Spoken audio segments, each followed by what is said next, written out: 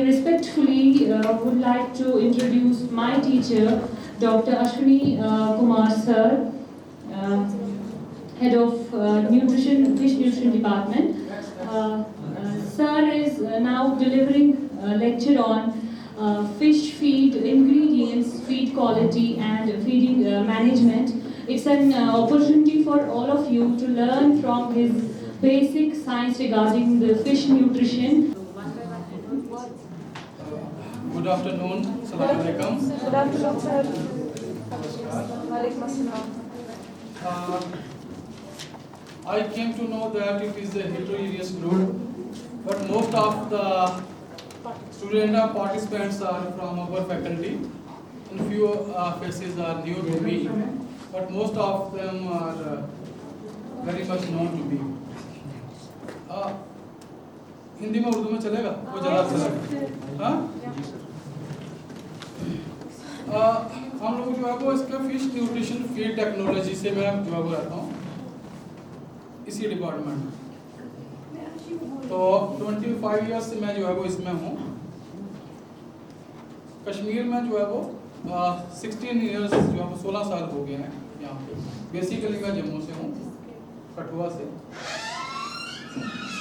मेरी जो ग्रेजुएशन वो जयपुर से हुई और मास्टर्स और पीएचडी जो है वो मैंने उदयपुर राजस्थान से करी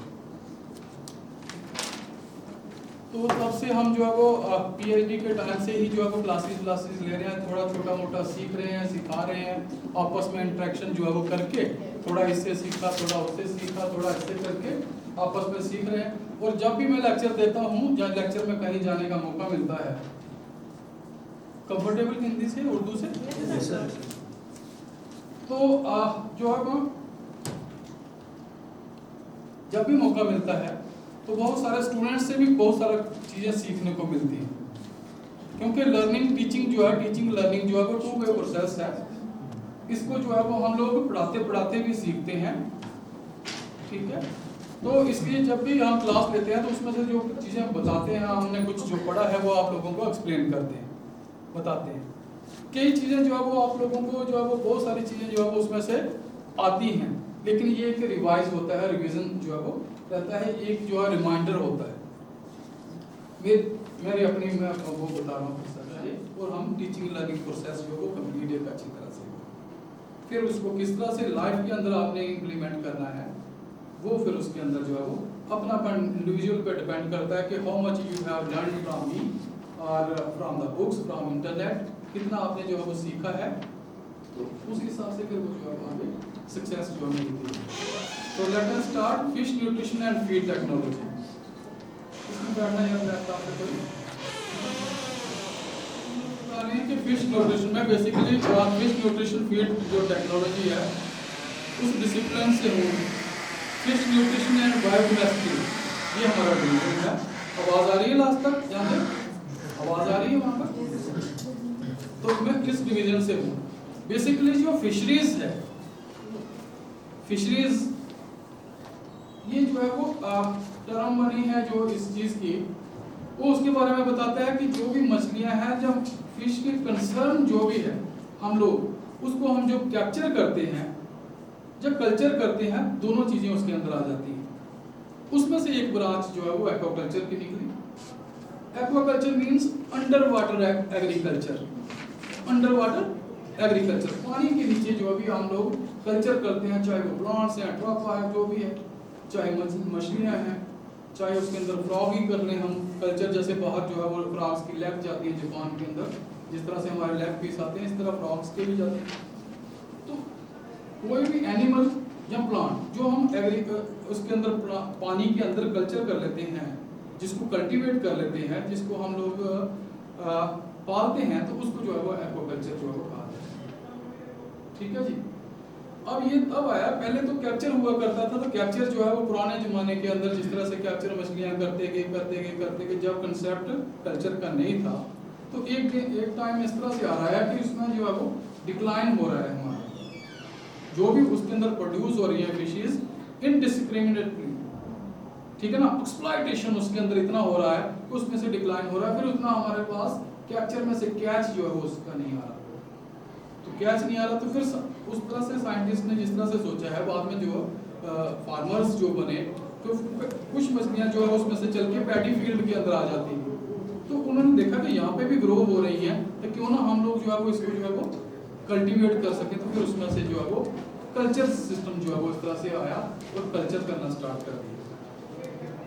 क्योंकि हमारे यहाँ जम्मू कश्मीर में या पूरे इंडिया में जब ग्लोबली देखा जाए तो फिश कहाँ मिलती है? पानी के अंदर। पानी बाहर हर जगह है, रिवर्स में है। जब हम उसको कैप्चर करेंगे तो कभी फिश मिलती है, कभी नहीं मिलती है। कहाँ मिलती है? ज़्यादा मिलती है, कभी किस तरह से होता है। लेकिन एक्वाकल्चर का या फिशरीज का पढ़ने का मतलब यही है कि with minimum span of time maximum yield can be get, maximum production can be get from that particular water body.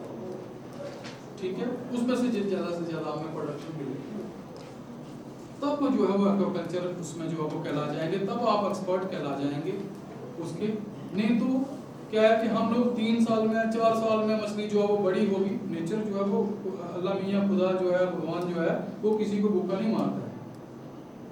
थोड़ी सी भी जो एफर्ट करेगा उसको वो नहीं करता, उसके लिए सारा कुछ प्रोवाइड करेगा वो। जब हम इनडिस्क्रिमिनेटली जो है वो किसी चीज़ को एक्सप्लॉइट करेंगे, यूज़ करेंगे, डिस्ट्रॉय करेंगे, उसको मैक्सिमम उसको जो है वो आप एक्सट्रैक्ट करेंगे हद से ज़्यादा, तो वो फिर वो नेचर ही उसको जो है वो जो है आपको नुकसान पहुँचाएगी जब फायदा नहीं देगी। ठीक है, इसलिए हम जो है वो कल्चर करते हैं minimum span of time maximum production can be get from A pond. जो भी हम कल्चर करते हैं तब एक्वाकल्चर जो है वो कहलाएगा। उसके लिए हमें क्या करना है? मछली पालनी है पॉन्ड के अंदर। तो पहले फिश न्यूट्रिशन एंड फीडिंग में फिश कहते हैं किसको है, मछली कहते हैं किसको है, ये मैं बेसिक छोटे जो अभी क्लासेस के अंदर आते हैं, आप तो मतलब ये सारे स्टूडेंट हैं मेरे से पढ़ रहे हैं, कुछ नए फेसेस भी दिख रहा हूँ उसमें से। तो मछली किस तरह से, फिश जो है वो पाइसिस जैसे है, लैटिन में पाइसिस कहते हैं, जर्मन के अंदर जो है वो आपने देखा ही होगा, है ना। फिश जो है वो कहलाएगी, मछली हिंदी में कहते हैं, मत्स्य जो है वो संस्कृत में कहते हैं, है ना। लेकिन इसकी कैरेक्टरिस्टिक्स क्या है? हर जानवर पानी के अंदर पैदा होने वाला या उसके अंदर रहने वाला वो मछली नहीं कहलाया जाएगा, वो मछली नहीं है। डॉल्फिन को कहेंगे वो कहते हैं कि मछली है, व्हेल को कहते हैं मछली नहीं, मैमल है। तो उसके कुछ कैरेक्टरिस्टिक्स होते हैं जो हमने मछली पालनी है, उसके हमें पता होना चाहिए कि उसकी स्ट्रीमलाइन एक जो बॉडी होगी, ना तो उसमें उसके जॉस होंगे, है ना। ठीक है, एक्वेटिक होगी, पानी के अंदर रहेगी। पानी मेराइन हो सकता है, ब्रैकिश वाटर हो सकता है, फ्रेश वाटर हो सकता है, एक्वेटिक। जब तक वो पानी के अंदर नहीं रहेगी तो उसको मछली नहीं कहा जाएगा उस जानवर को। ठीक है, कोइक्लोथर्मी को उसका एक कैरेक्टरिस्टिक्स होना चाहिए, क्या मतलब? कोल्ड वाटर फिश, जिसको उसको पानी के अंदर जिस तरह से हमारा टेम्परेचर, हम लोग जो है वो स्वेटिंग करके जो है वो अपना टेम्परेचर मेंटेन कर लेते हैं गर्मियों में, लेकिन मछली कैसे करेगी? तो वो एनवायरनमेंट के साथ जो है वो कोप अप करना, जिस तरह उसका टेम्परेचर अपना उसके साथ एडजस्ट कर लेती है पानी के अंदर, उस तरह से उसमें सर्वाइविलिटी बनती है, उसको कोइक्लोथर्मी जो है वो कहेंगे, उसी के साथ एडजस्ट। तब कोल्ड वाटर फिश उसको कहते हैं क्या? Cold blooded animal. अब कोल्ड वाटर फिश और कोल्ड ब्लडेड एनिमल में कंफ्यूज नहीं कर जाना। कोल्ड ब्लडेड एनिमल कौन होगा? जो पानी के अंदर रहते हैं, उसके टेम्परेचर, एम्बिएंट टेम्परेचर उसके साथ अपने आप को जो कर देना। लेकिन कोल्ड वाटर फिश कौन सी हुई? जो ठंडे पानी के अंदर रहते हैं, जिसका 10 to 16 डिग्री है ना, 20 डिग्री तक, उससे नीचे 16 और 18 के नीचे जो टेम्परेचर रहेगा, उसमें जो सर्वाइव करेगी वो कोल्ड वाटर फिश कहलाएगी।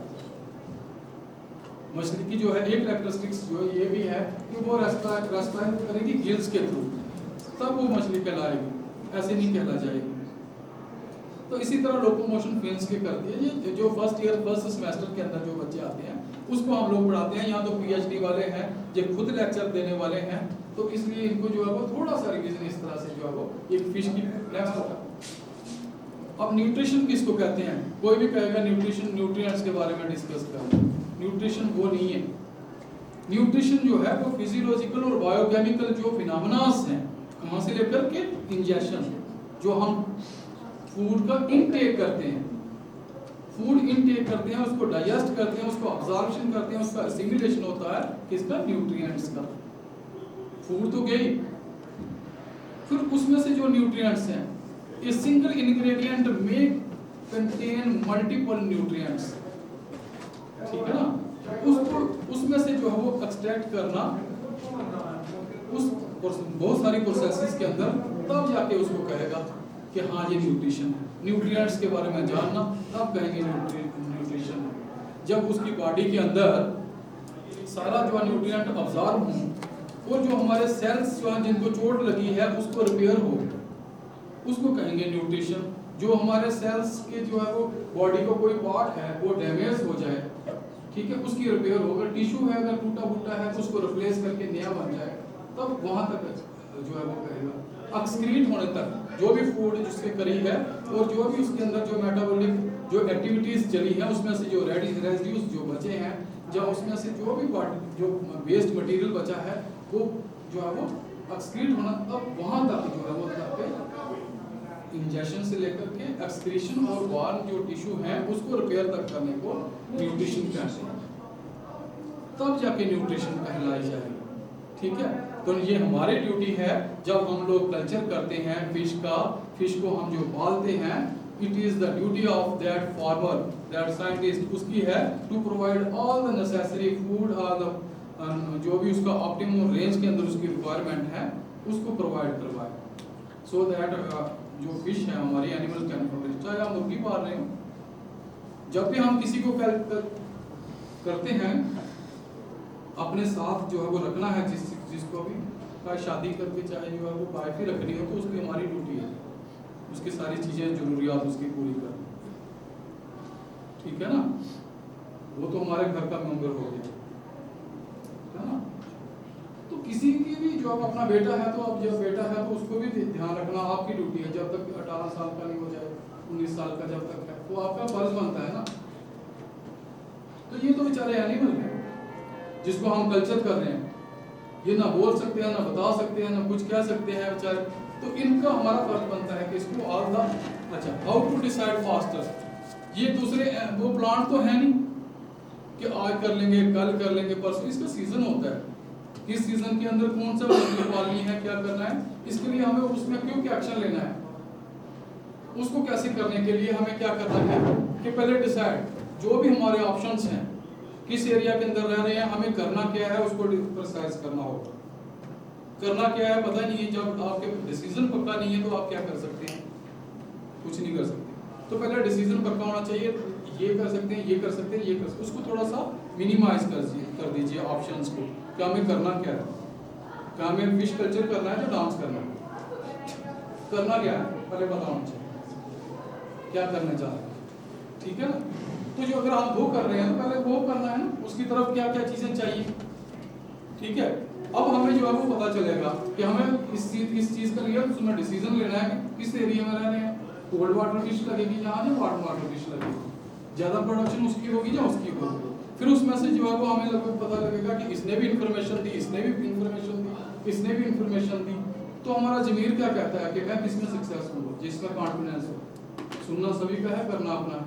मैं कहूँगा कि 1000 रुपए की फिश जो है वो वहाँ मार्केट में बिक रही है, तो आप मेरे पे यकीन करके तो फिश कल्चर करना स्टार्ट कर दो। कैसे मल्टीपल रिसोर्स जो सोर्स है उससे इंफॉर्मेशन लीजिए, क्या मैं सच बोल रहा हूँ, क्या झूठ बोल रहा हूँ, क्या इसने मेरे को इंफॉर्मेशन गलत तो नहीं दी।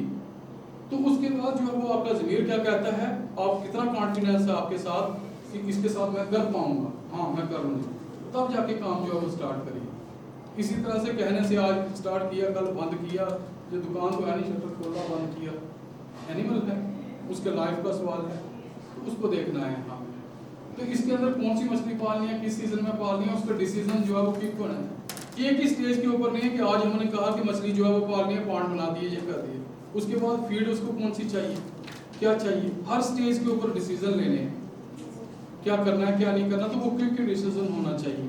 ऐसा नहीं क्या आपने सोचा हाँ कर लेंगे, सोच लेंगे कर लेंगे। उसको फ्लोटिंग फीड चाहिए, सिंकिंग फीड चाहिए, कौन सी फीड चाहिए, कौन सी हमारी मछली पाल रहे हैं, वार्म वाटर फिश है, कोल्ड वाटर फिश है, ब्रैकिश वाटर फिश है, कैसी है, सरफेस फीडर है, बॉटम फीडर है, कॉलम फीडर है, कैसी है, उसको अकॉर्डिंगली तो वो डिसीजन लेके हमने जो है मछली पाली, उसके बाद ये, उसके बाद ये, इसके बाद ये, एक बार आपका डिसाइड हो गया, सारा कुछ हो गया 1 साल के अंदर। क्योंकि इसका फीड का खर्चा जो है 60 to 70% जो भी ऑपरेशनल कॉस्ट होती है उसका जाता है। अगर उसी का फीड का अगर आपने वेस्ट में नहीं उसको वेस्ट कर दिया, या उसको एक्सेस दे दिया, ज़्यादा दे दिया, मछली मरेगी, पानी कंटेमिनेट हो जाएगा, मछली भी मरेगी, और एक्सेस फीड की वजह से उसका जो है लॉस हमारा और होगा। इसलिए करना क्या है, हमें जो भी करना है हमें पता होना चाहिए। नेक्स्ट प्लीज, फिश की फीड अब नेक्स्ट फीड कहते हैं किसको?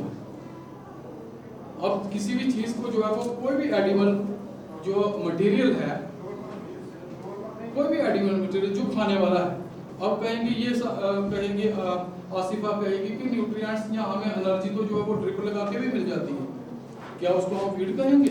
No, not at all. जो मुंह के थ्रू ओरल एक्टिविटी, ये ओरल जो है वो उसकी करनी है पहले, उसके थ्रू जो जाएगा अंदर वो फीड कहलाएगा।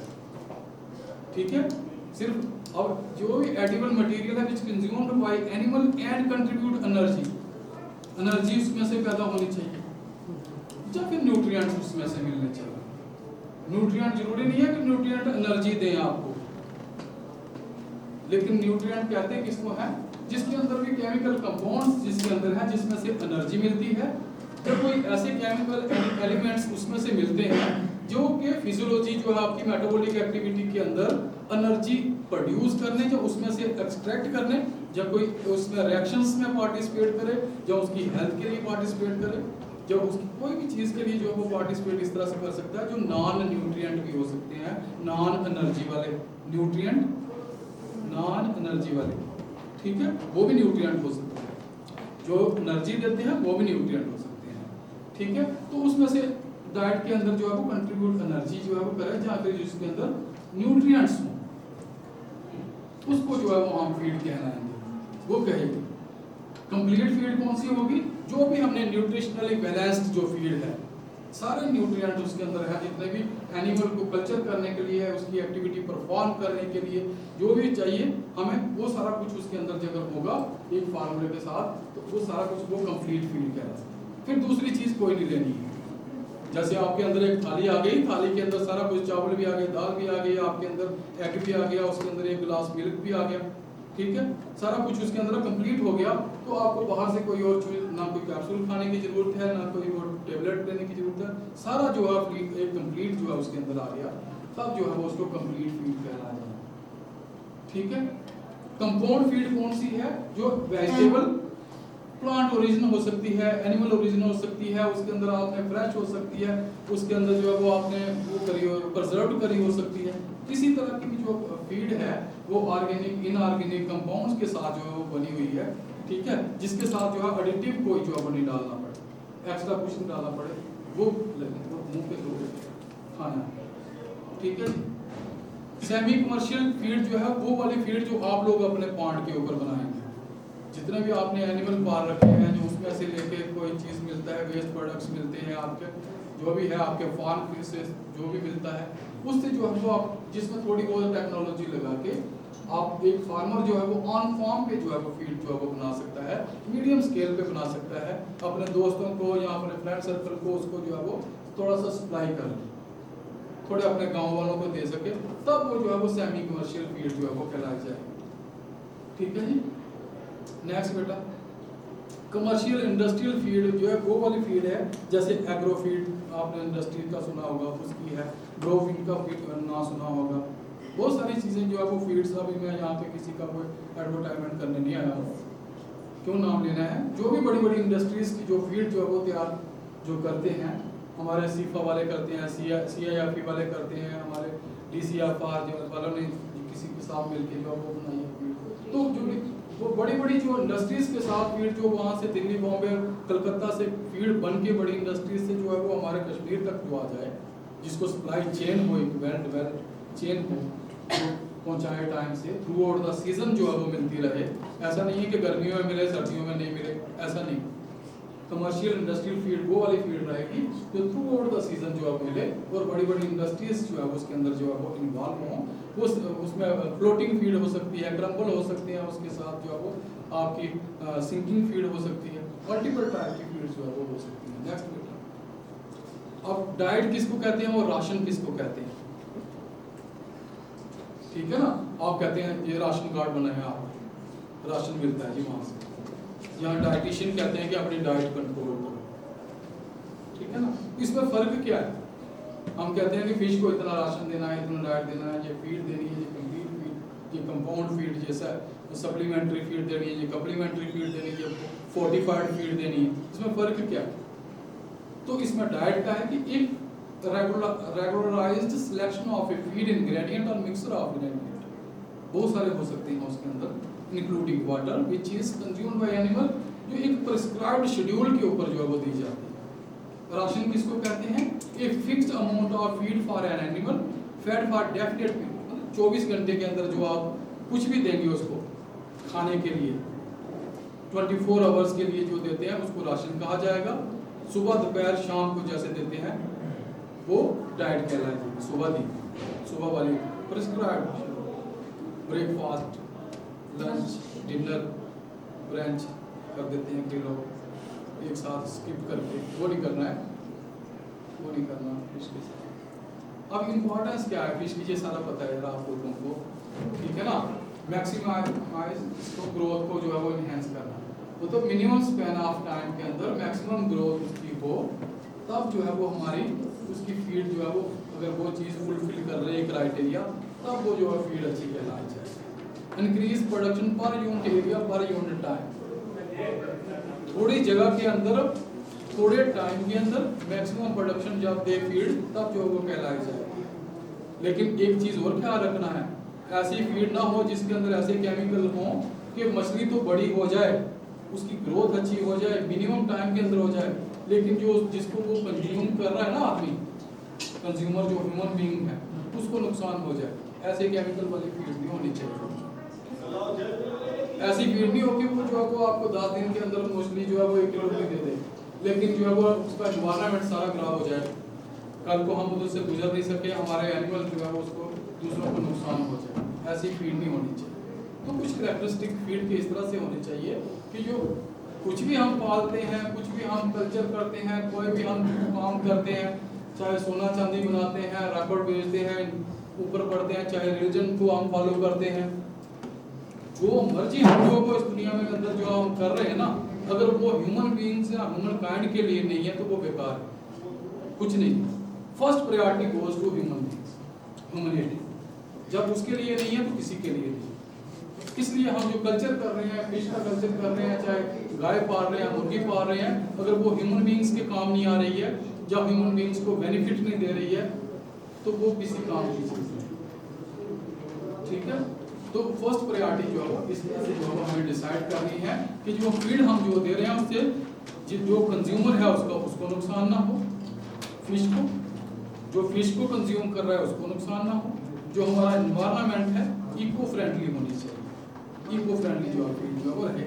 ठीक है, इंक्रीज रिप्रोडक्टिव एफिशिएंसी। हम मछली जो है वो किस लिए पाल रहे हैं? एडिबल, खाने के लिए पाल रहे हैं, तो उसकी ग्रोथ जो है वो अच्छी होनी चाहिए। हम मछली पाल रहे हैं अंडा लेने के लिए, एग्स उसके नेक्स्ट उसके स्पॉन तैयार करना है, हमने दूसरी मछलियां तैयार करनी है, सीड तैयार करना है।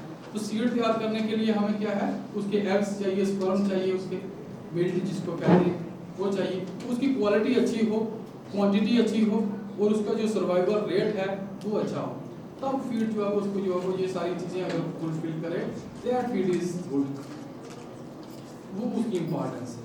अगर हम जो है वो इसको मिनिमाइज मॉर्टिलिटी, किसी तरह की जो है वो उसके अंदर डेथ जो है वो नहीं होनी चाहिए। पानी के अंदर जो ऐसे रिवर्स हैं, कितनी मछली मर रही है, कितना पैदा हो रही है, हमें पता नहीं चलता है।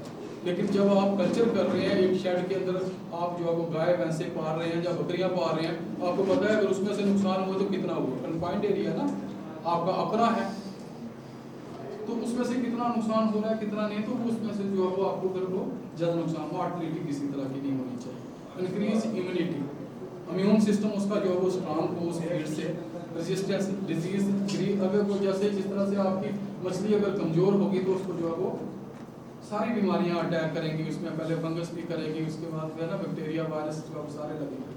तो अगर उसका इम्यून सिस्टम उसका जो है वो इन्हेंस करती है, उसका ठीक करती है, तो वो फीड जो है वो अच्छी कहलाएगी। Influence health performance colour enhancement, इसका क्या है? हेल्थ की जो है वो आपको बताया कि उसकी हेल्थ जो है फीड के साथ अच्छी रहनी चाहिए, तब आपका कल्चर सिस्टम जो है वो आगे सक्सेसफुल रहेगा। अगर उसमें फीड की जो है वो हम लोग प्रॉपर नहीं दे रहे हैं, दूसरा जो है वो बीमारियां कितनी हैं, कितने परसेंट बेटा वो बीमारियों पे जो है खर्चा जो है वो होता है, 30% तक लॉस जो है वो फिश फार्म के ऊपर जो है 30% डिजीज की वजह से होता है। और अगर आपने न्यूट्रिशन अगर सही दे दी, न्यूट्रिशन की तरफ ध्यान रखा, प्रॉपर डाइट दी, उसकी अच्छी फीड दी, तो वो वाला खर्चा बचेगा, ठीक है ना।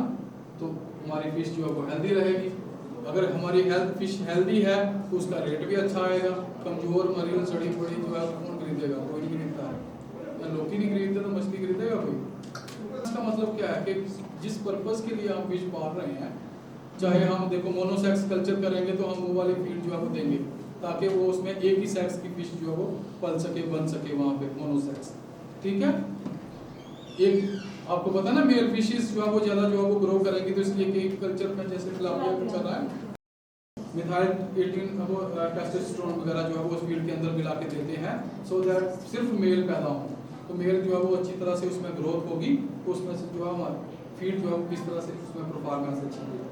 तो आप कलर के लिए अगर आप ये कर रहे हैं एक्वेरियम वगैरह जो है वो पार कर रहे हैं आप लोग, ठीक है ना, ऑर्नामेंटल फिशेस का कल्चर कर रहे हैं, तो वो वाली फीड अच्छी है। उसकी इंपॉर्टेंस तब है जब उसके अंदर बैंड्स, उसके अंदर डॉट्स, उसके अंदर जो कलर जो भी हैं अच्छी तरह से जो है वो उभर के बाहर आए, उसमें से जो है वो अट्रैक्टिव बने, तब उसकी फीड की जो है इंपॉर्टेंस तब रहेगी। कौन से उसके अंदर किस तरह से क्या क्या बनाते हैं, एस्ट्राजेंथासिन वगैरह किस तरह से पिगमेंट्स वगैरह है, इसमें करना नेट पैट में क्या है आप डाल दीजिए।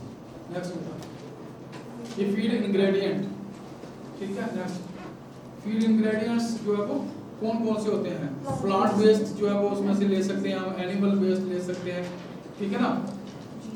प्लांट की साइड से फाइटोप्लैंक्टन, मस्टर्ड ऑयल केक, जिस तरह से जिस एरिया के अंदर आप जो है वो रहते हैं, अगर उड़ीसा की तरफ रहते हैं तो वहाँ कोकोनट ऑयल केक भी बनते हैं, उसमें से वो भी दे सकते हैं। व्हीट ब्रान, राइस ब्रान जो है, इस तरह से आप बहुत सारे प्लांट के वेस्ट, उसके रूट्स हो सकते हैं, सीड्स हो सकते हैं, उसके वो जो है वो इसकी चुन्नी हो सकती है, पल्सीज की चूर्ण जिसे कहते हैं, छिलका, उसका छिलका है ना, उसके अंदर वगैरह प्रोटीन वगैरह बहुत होते हैं, तो उसके जो छिलके वगैरह उसका भी यूज हो सकता है, मतलब प्लांट के वेस्ट जो भी यूज है। फिर एनिमल वेस्ट किया है, ये वाले इंग्रेडिएंट्स जो है वो हम फीड बनाने में इस्तेमाल कर सकते हैं।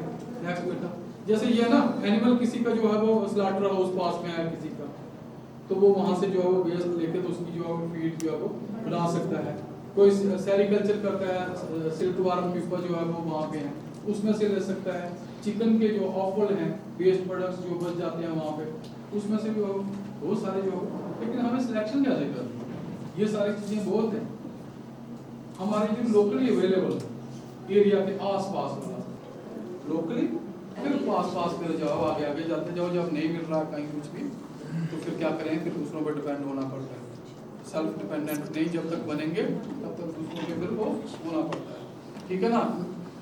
अब आपने इंग्रेडिएंट तो सिलेक्ट कर लिए, ठीक है, बहुत अच्छा किया, उसके अंदर प्रोटीन भी बहुत है, फैट भी बहुत है, उसके अंदर सारा कुछ है। इंग्रेडिएंट और न्यूट्रिएंट में फर्क है। एक सिंगल इंग्रेडिएंट के अंदर बहुत सारे न्यूट्रिएंट्स हो सकते हैं, और मल्टीपल इंग्रेडिएंट क्यों यूज करते हैं? क्योंकि quantity and quality of that nutrient may vary from one ingredient to other ingredient. That's why we are selecting 2, 3, 4 ingredients for the preparation of a food. ठीक है ना। अब न्यूट्रिएंट अवेलेबिलिटी क्या कि एक इंग्रेडिएंट के अंदर बहुत सारे न्यूट्रिएंट हैं। आपके इधर जो है वो एटीएम जो लगा हुआ है यहाँ पे, उसमें बहुत सारे पैसे हैं, लेकिन आपके पास कार्ड नहीं है, तो उसका क्या फायदा? अवेलेबिलिटी, न्यूट्रिएंट की अवेलेबिलिटी। एक इंग्रेडिएंट के साथ बहुत सारे न्यूट्रिएंट्स हैं, लेकिन वो अवेलेबल फॉर्म के अंदर नहीं है, वो इन एनिमल को यूज नहीं हो सकते, वो उसको कंज्यूम नहीं कर सकता, उसको वो ऑब्जर्व नहीं कर सकता, उसको डाइजेस्ट नहीं कर सकता उसके अंदर है, तो उसको वो इंग्रेडिएंट बेकार है। पहले देखना कि अवेलेबल फॉर्म में है कि नहीं, ठीक। As per need of cultivable fish, जिसकी जो इंग्रेडिएंट को उसको सिलेक्ट करना है, जिसकी जो फिश की जो है वो है, जरूरत है। और मैं लाइटर वे में चलूं थोड़ा सा, है ना, थोड़ा सा। अब देखो, आप सोने का हार जो है वो गधे को पहना दो तो क्या फायदा? तो जो हम नीड के हिसाब के नहीं है तो फिर करना क्या उसको, वो किस काम की? तो जिसके काम की जो चीज़ है उसको वो मिलनी चाहिए। जो हम कल्टीवेट कर रहे हैं ना, फिश कल्चर कर रहे हैं, तो उसकी जो नीड के हिसाब से जो है वो हमें करना है। फीड जो है वो इंग्रेडिएंट सेलेक्ट करना है उसकी नीड के हिसाब से, हमारी अवेलेबिलिटी के हिसाब से नहीं है कि आज हमारे पास वही है ना, तो अब मेरा मन कर रहा है फुल्का खाने को, तो मेरी बीवी कह रही है मैं नहीं बना। अब जिस दिन वो खुश हो गई, उसकी मतलब शौक है उसका ठीक हो गई, सेहत ठीक हो गई, अपने आप में फिट कर रहे, बोले आज मैं फुल्का बना रही हूँ, मतलब किसके लिए? मेरे जरूरत के हिसाब से बनाना है तब तो ठीक है, बोले आज मैंने बना दिया था आप तुम खाओ। वो थोड़े अगले की नीड के हिसाब से जो चीज़ आपको प्रोवाइड करवानी है। आज आपके पास इतना कुछ, इतनी सारी चीज़ें हैं, लेकिन जो कंज्यूमर है उसके हिसाब से नहीं है, तो फिर वो बिकेगी नहीं। मछली जहाँ पे ट्राउट जो है वो आप पाल रहे हैं, तो उसकी जो आपका कंज्यूमर है, जिसने करना है, उसकी अगर कैपेसिटी नहीं है खरीदने की, तो फिर आपका ट्राउट वाला जो है वो फ्लॉप हो जाएगा। उसकी डिमांड जो है वो उस हिसाब से नहीं है। Don't mind please, you are मतलब most of the candidates are from Muslim religion, लेकिन एक एग्जांपल्स बीइंग ए साइंटिस्ट या साइंटिस्ट में बताना पड़ेगा। अब वो कह रहे हैं कि पिगरी जो है वो उसके अंदर जो है वो बहुत सारा जो है वो बेनिफिशियल है, उसके अंदर इतने फायदे हैं, इतना कुछ है। अगर इसके अंदर कश्मीर के अंदर उसको खोल दिया जाएगा तो खरीदेगा कौन? कोई नहीं खरीदेगा। उसका फायदा नुकसान जितना मर्जी बता दो, उसका उसके न्यूट्रिएंट बता दो, उसके आप लोग इकोनॉमिक फायदा बता दो, जितना मर्जी बता दो बेनिफिट, उसका क्या फायदा? नहीं मतलब जिस एरिया के हिसाब से, जिस उसके हिसाब से हमने देखना है, कंज्यूमर देखना है, ठीक है ना, उसके हिसाब से कल्चर करना तब फायदा है। ऐसा नहीं है कि हाँ जो हम फिश कल्चर कर रहे हैं उसके हिसाब से फीड देखनी है, ना कि आपके पास जो फीड है वो वाली यूटिलाइज करें, ठीक है। फिर हम फिन फिश कर रहे हैं, शेल फिश कर रहे हैं, कौन सा क्या कर रहे हैं हमें पता होना चाहिए। वार्म वाटर फिश है, कोल्ड वाटर फिश है, फ्रेश वाटर फिश है, कौन सा है। और फिश की जो अंदर बेटा उसके अंदर डाइजेस्टिबिलिटी, उसमें न्यूट्रिएंट के साथ उसकी कंपैटिबिलिटी है कि नहीं, ठीक है ना। कैसे देखते हैं? हाँ, शाबाश। तो उस तरह से जो है वो देखनी है आप। ये जो है वो उसके साथ डाइजेस्टिबिलिटी अगर प्रॉपर हो रही है तब तो ठीक है। अगर डाइजेस्ट ही नहीं हो रहा प्रॉपर तो वो वाटर को डिस्टिलेट करेगा क्वालिटी को फीड, ठीक है ना। तो वो इसलिए सिलेक्ट उसके हिसाब से करना है ताकि डाइजेस्ट किस तरह से है, छोटे एक्सटेंट में जो भी बेनिफिट है वो उस तरह से एनिमल को मिले, ठीक है। नेक्स्ट बेटा, अब न्यूट्रिएंट्स किसको कहते हैं? ब्रॉडली मैंने किस तरह से किया है, दो कैटेगरी के अंदर किया है। न्यूट्रिएंट किसको कहते हैं? फीड के अंदर जो है न्यूट्रिएंट्स होने चाहिए दो कैटेगरी, जिसमें एनर्जी निकले। एनर्जी किसकी चाहिए? We can not take even a single step without having energy in our body. एक सिंगल स्टेप नहीं चल सकते अगर हमारे पास एनर्जी नहीं है। तो how we can perform other functions in our society, ठीक है ना। In the similar fashion our fishes can not perform well without energy. If the energy is not in their feed and it is not available to our fish, then fish cannot perform its functions.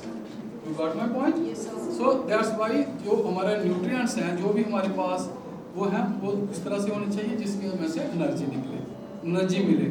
जैसे protein हो गया, lipid हो गया, carbohydrates हो गए। Next जो है वो नॉन एनर्जी वाले न्यूट्रिएंट्स। नेक्स्ट बेटा, जैसे विटामिन है, मिनरल है, आप लोग याद रखना बेटा, ठीक है ना। ये अब पूछेगा कोई वहाँ पे कि नॉन एनर्जी वाले जो न्यूट्रिएंट्स कौन कौन से हैं, नेट में आएगा, कहीं पूछेंगे एग्जाम तो कौन कौन से हैं ये वाले विटामिन और मिनरल। बीइंग आप फिशरी स्टूडेंट्स हो तो मैं डबल क्लास भी ले रहा हूँ और वो दूसरा लेक्चर भी दे रहा हूँ, क्लास भी होगी और लेक्चर भी दूसरा से वो कर रहे हैं कि विटामिन जरूरी हैं। जैसे हम लोगों को विटामिन जरूरी हैं, इस तरह हमारी फिशेस को जो है वो विटामिन जो है वो उसको चाहिए, मिनरल्स चाहिए, तभी जो है वो कम्बैट कर पाएगी, उसके अंदर बैटल कर पाएगी डिजीजेस के साथ और अपनी फिजियोलॉजिकल और मेटाबॉलिक एक्टिविटीज उसमें अच्छी तरह परफॉर्म हो जाएंगी, अच्छी उसकी ग्रोथ होगी, ठीक है ना। ये जो है वो हम लोगों को क्या चाहिए। अब फाइबर है, फाइबर को कौन न्यूट्रिएंट कहता है? कोई भी नहीं खाता। फाइबर अपने आप में क्या देता है, ना एनर्जी देता है ना कुछ देता है, सिर्फ इंटेस्टाइन को क्लियर करता है, वो साफ करता है, क्लियर करता है, डाइजेशन को इम्प्रूव करता है, ठीक है ना। तो इसको भी जो है वो न्यूट्रिएंट के अंदर कहीं उन्होंने डाला हुआ है साइंटिस्ट ने। इवन के वाटर को भी न्यूट्रिएंट्स के अंदर जो है वो उस तरह से डाला है कि जगह देखा मैंने साइंटिस्ट ने बुक्स के अंदर, जबकि वाटर के अंदर उस तरह से जो है वो। So all these nutrient must be found in balanced proportion, ठीक है ना। बैलेंस होना जो है वो जरूरी है, तब फिर जो है वो इम्पोर्टेंस उसकी जो है वो रहेगी, जितना जिसकी रिक्वायरमेंट है उसके हिसाब से अगर वो है। नेक्स्ट चलिए, नेक्स्ट चलिए। ये हम उड़ीसा गए थे तो वहाँ पे 21 डेज प्रोग्राम था 2007 में। तो हमें यहाँ पे वो किस तरह से फंक्शन करता है, इसके बॉडी क्या क्या पार्ट्स होते हैं, इसके क्या नाम है, इक्विपमेंट। तो प्रोटीन्स जो है वो हमारे ये फिश की ग्रोथ के लिए वो जो है बहुत जरूरी है, ठीक है ना। तो फिश की जो है वो हमारी जैसे कोल्ड वाटर फिश जो है वो हम पालते हैं, कर रहे हैं, ठीक है ना। 40% से ऊपर उसको जो है वो चाहिए प्रोटीन, 40% से। और इसके तरह से अगर हम कॉमन कार्प वगैरह जब कार्प कल्चर करते हैं तो उसमें 30% प्रोटीन चाहिए, ठीक है ना, अप्रॉक्सीमेटली ये चाहिए। Fish can not synthesis 10 essential amino acid.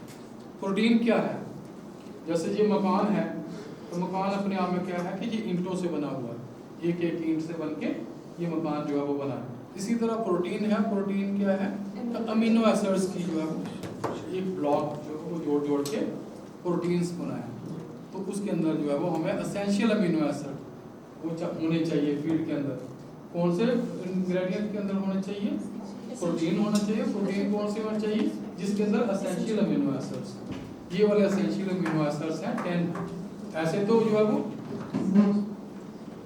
बहुत सारे कम से कम हंड्रेड्स ऑफ अमीनो एसिड्स होंगे, लेकिन ये 10 जो है वो एसेंशियल है।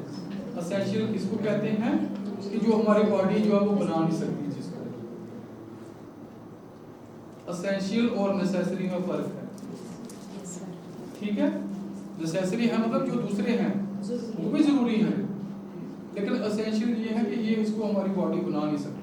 दूसरे वाले नेसेसरी हैं, दूसरे वाले प्रोवाइड करवाने हैं हमें, ठीक है, मिलेगा तब भी ठीक है, नहीं तो ये आपस में करके और कोई किसी जो है वो दूसरे विटामिन के साथ इंटरेक्शन करके उसका थोड़ा बहुत बॉडी उसमें से अपना वो बना ले, ठीक है, तो वो नॉन एसेंशियल होगी।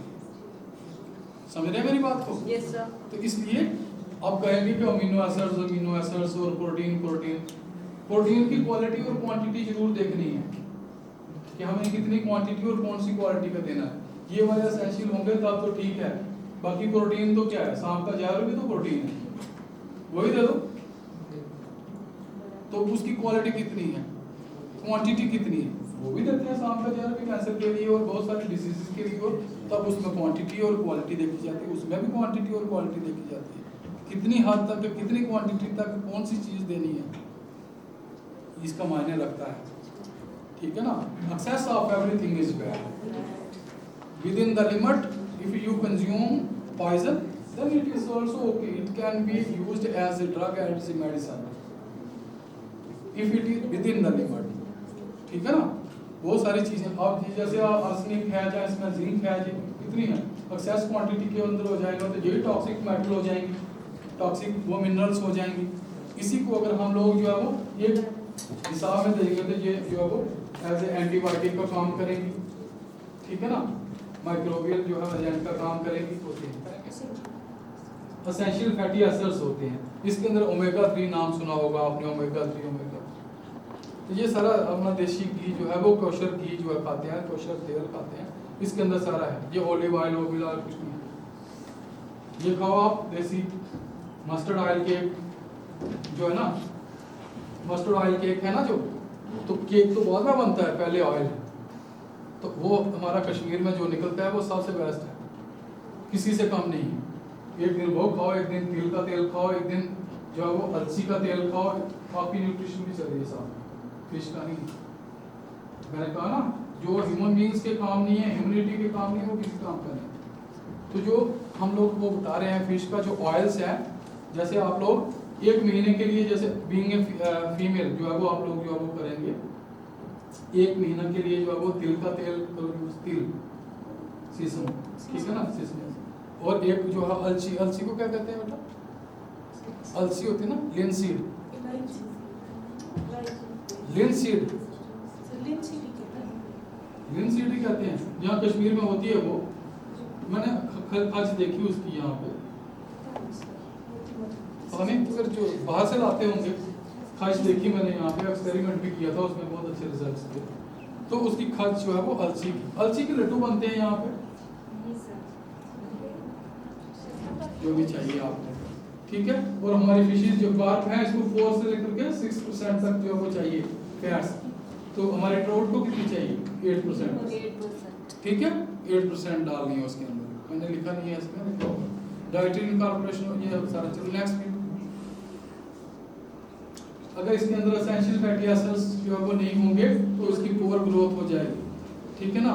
फूड कन्वर्शन रेशियो जो है वो उसके ऊपर इफेक्ट पड़ेगा, उसके फिन्स जो है वो इरोजन हो जाएगा, फिन्स जो अगर उसका लिवर जो है वो, उसका इम्पैक्ट जो है वो उस पर आएगा, स्वोलन लिवर हो जाएगा। उसके साथ बहुत सारी चीजें, ये ब्लड सेल उसके जो है वो कम हो जाते हैं। ह्यूमन बीइंग्स को क्या होता है बताओ? हार्ट की प्रॉब्लम हो जाएगी, ओमेगा 3 या इस तरह से ये नहीं होंगे तो essential fatty acids. Nervous system जो नहीं होगा, खराब हो जाएगा। डिप्रेशन जो है वो उसमें चला जाएगा, डिप्रेशन में आ जाएंगे, ठीक है। ये सारी चीजें जो है वो उसमें मिलेंगी। इसकी स्पॉनिंग और हैचिलिटी भी ऊपर पड़ता है। नेक्स्ट बेटा, कार्बोहाइड्रेट्स भी जो है वो एनर्जी के लिए चाहिए होते हैं, लेकिन आपको पता है इसमें याद रखना थोड़ा सा 25% से ऊपर जो है वो हमको नहीं डालने हैं। हमारे जो ट्राउट्स हैं वो, क्योंकि उसके ऊपर डालेंगे तो 30% से ऊपर अगर डालेंगे हम लोग तो वो रिवर्स ग्रोथ उल्टी हो जाएगी, ग्रोथ होने के बजाय नेगेटिव हो जाएगी। तो उसके अंदर अगर आपको नेट में एग्जाम आए तो उसमें से है ना, उसमें रखना है ख्याल, इम्पैक्ट उसके अंदर उल्टा हो जाएगा, एडवर्स इफेक्ट पड़ता है, ठीक है ना, ये चीज। नेक्स्ट चलिए, विटामिन आपको पता है ये 11 टाइप के एग्जाम विटामिन जो है उसमें चाहिए, ये वाले बायोसॉल्वर और जो 4 टाइप्स जो है वो होंगे हमारे फैट सॉल्वर, ठीक है ना। जैसे डॉक्टर भी कहते हैं कि ये वाले दवाई खाइए, ये उसके साथ दूध के साथ खाना, ये पानी के साथ खाना, क्यों कहते हैं? है ना, ठीक है। ये मिनरल्स है, मैक्रो मिनरल्स को ये लाना। नेक्स्ट बेटा, नेक्स्ट ये इसके अंदर ये है हमें जो है वो फ्रीक्वेंसी और ये इसकी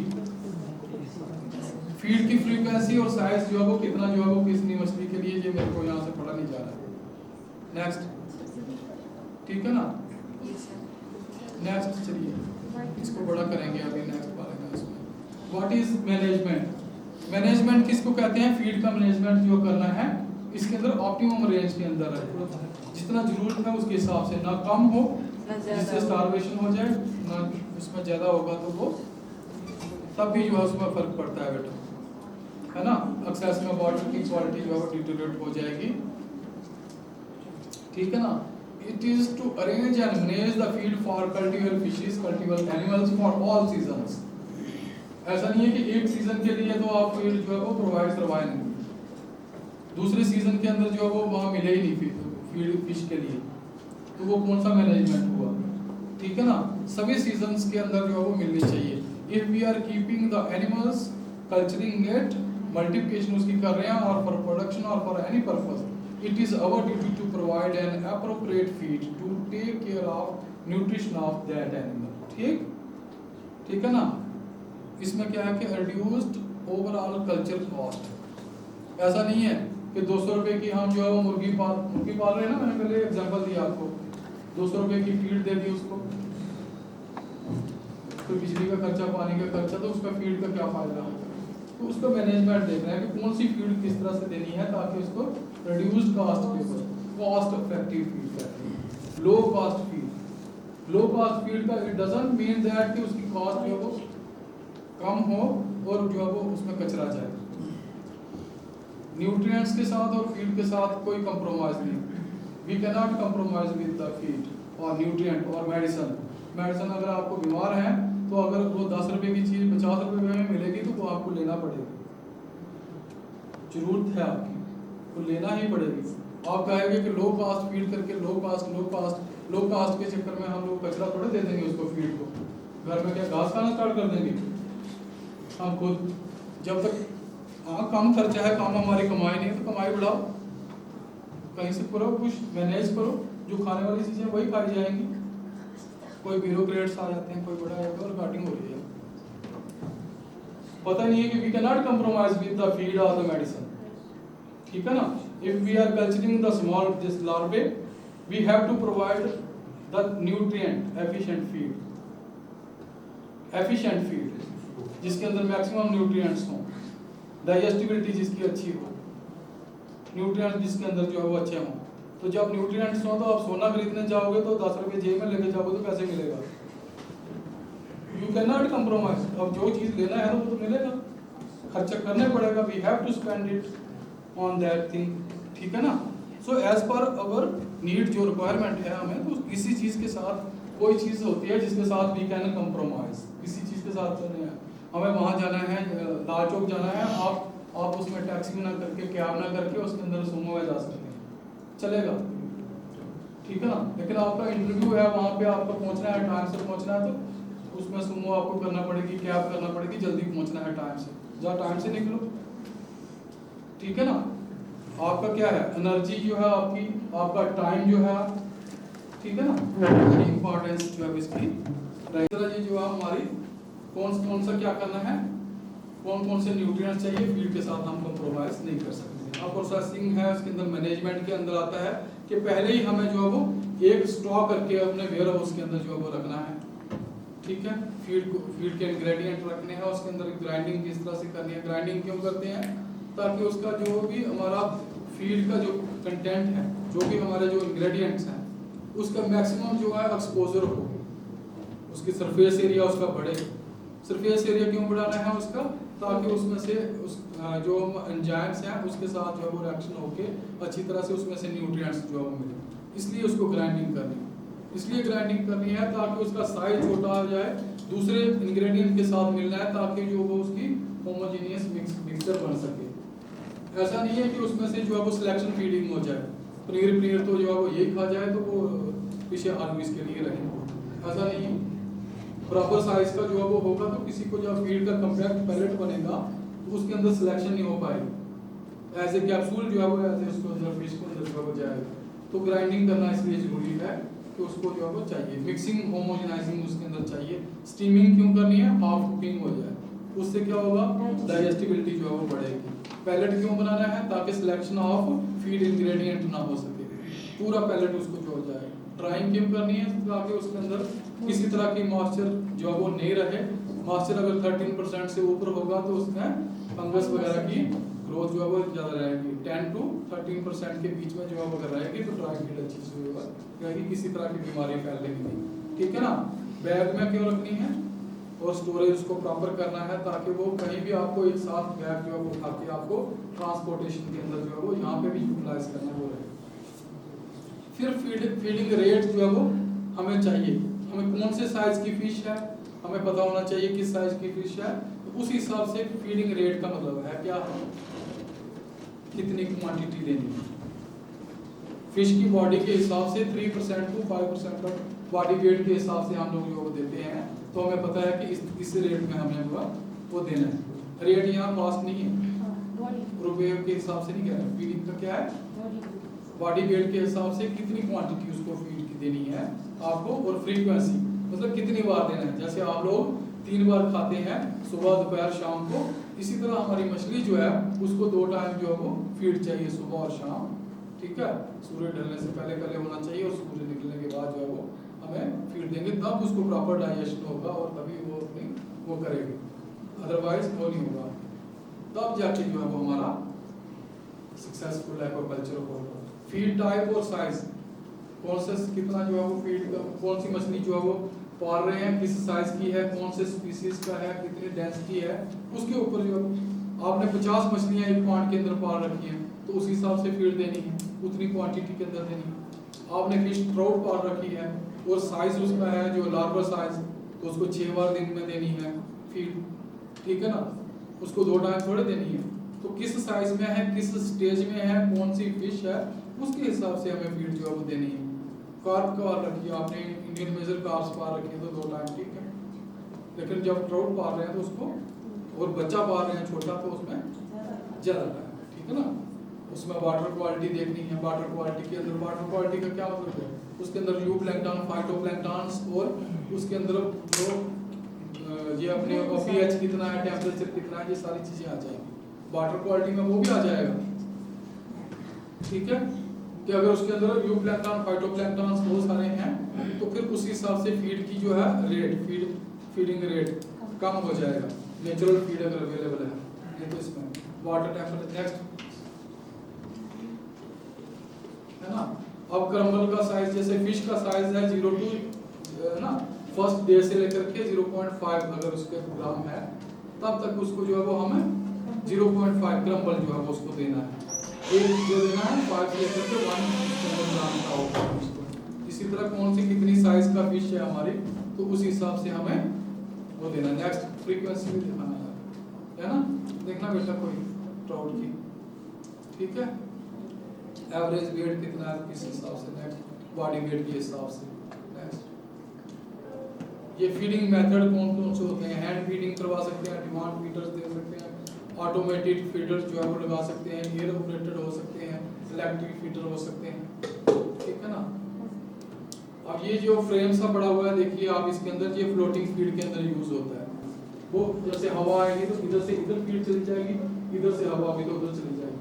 तो मछली की जो है वो आदत होती है एक ही जगह जो है वो फीड जो है वो देना पसंद करती है। फीड डाल दें यहाँ, फिर रोज वहाँ पे फीड आए, टाइम का सिलेक्ट कर दें कि इतने टाइम पे देनी है। फ्लोटिंग फीड का फायदा क्या है, कि फायदा ये है कि हमें पता चलेगा कि फीड कंज्यूम हो रही है कि नहीं हो रही है, ठीक है ना। फ्लोटिंग फीड उसी को दे सकते हैं जो हम सरफेस फीडर फिशेस जो है वो कल्चर करते हैं। नेक्स्ट करो कंक्लूड यार इसको। डिमांड फीडर है जी कल्चर, ये बाहर का है, ये मैंने बोल दिया। बनाना हम इंटीग्रेटेड फार्मिंग कर रहे हैं culture. Feed the fish,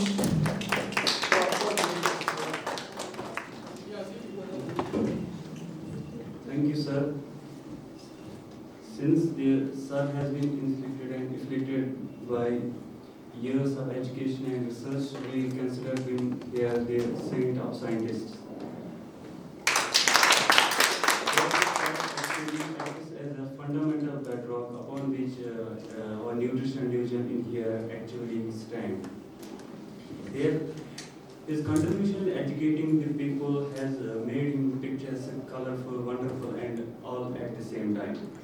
His dedication to work at optimum capacity has left us hardly any room for anything else. No, you need from others. We have learned a lot from you, sir. Thank you, sir. Thank you.